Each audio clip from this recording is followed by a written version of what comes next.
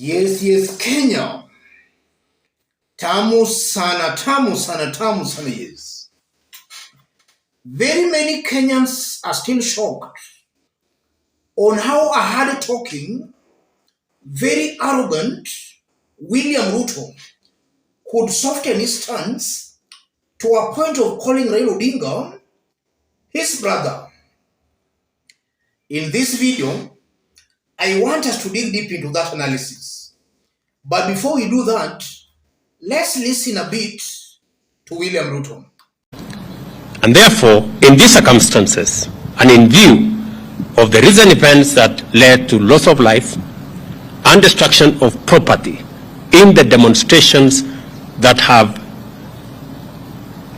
occasioned in our country for the last 2 weeks, I urge my brother Raila Odinga and the opposition to call off the demonstrations. I've never seen William Ruto that humble. Raila Odinga is now not yule mzee wa kitendawili, yule mganga, but his brother.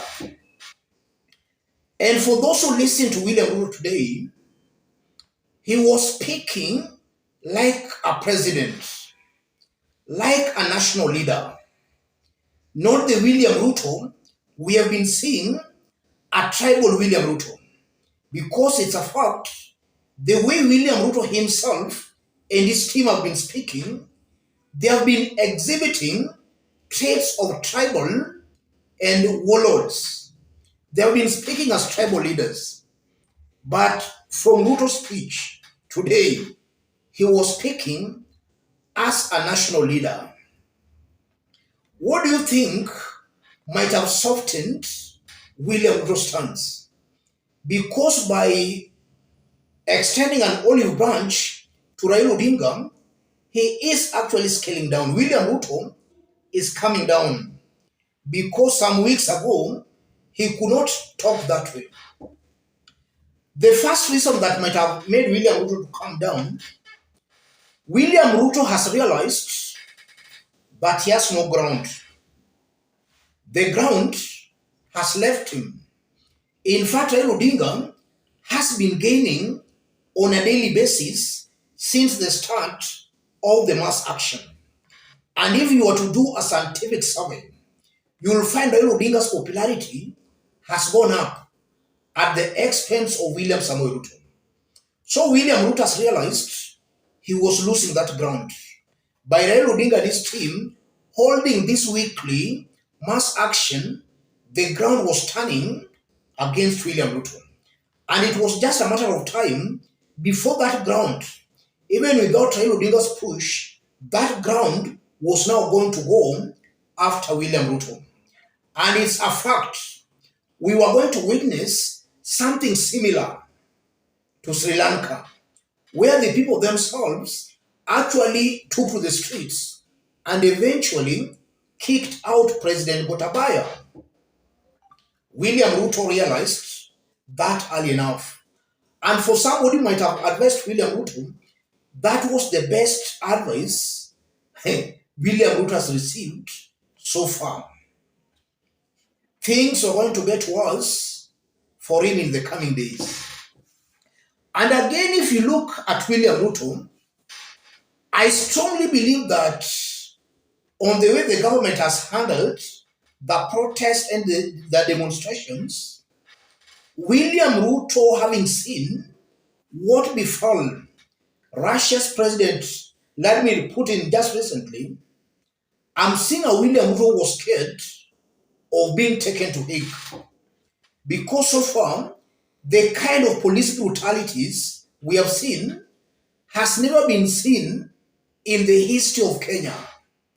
In just about 2 weeks, over 600 Kenyans have been maimed and have been injured. Several Kenyans have already lost their lives. And the documentation of that process of documentation has been ongoing. So I'm seeing a William Ruto who realized that in the event his government continued that way, he was most definitely going to end up in the Netherlands-based court in Hague.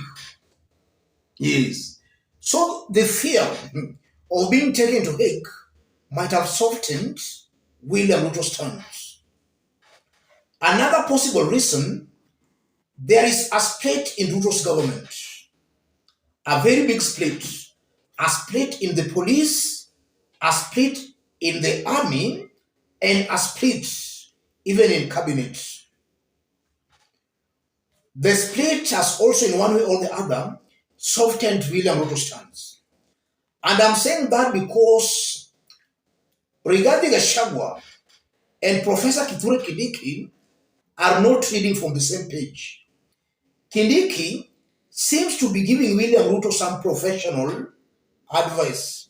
Regarding is giving William Ruto that jungle advice. That you must maim, you must kill for you to remain in power.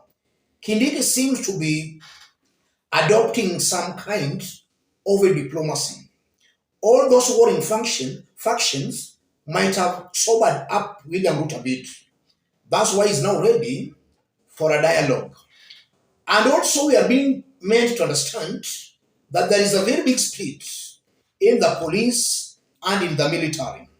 And about 2 days ago, we did a detailed analysis on the split in the military, where a good section, a very integral part of the military has already sent a warning.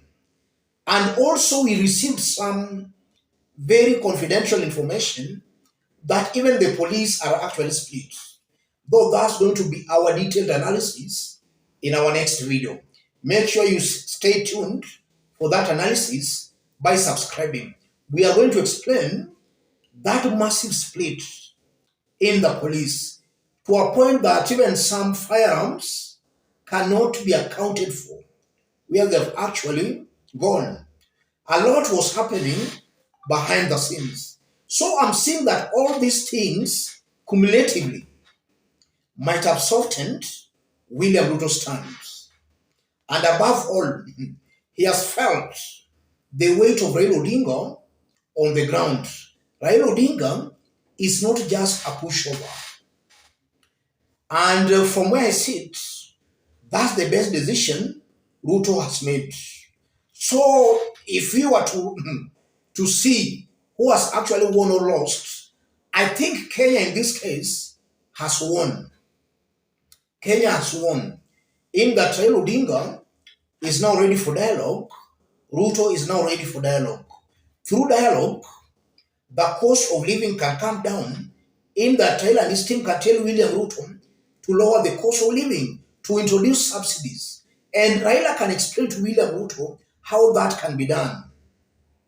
And now the reconstitution of IBC, that was also an issue Raila and his team was raising.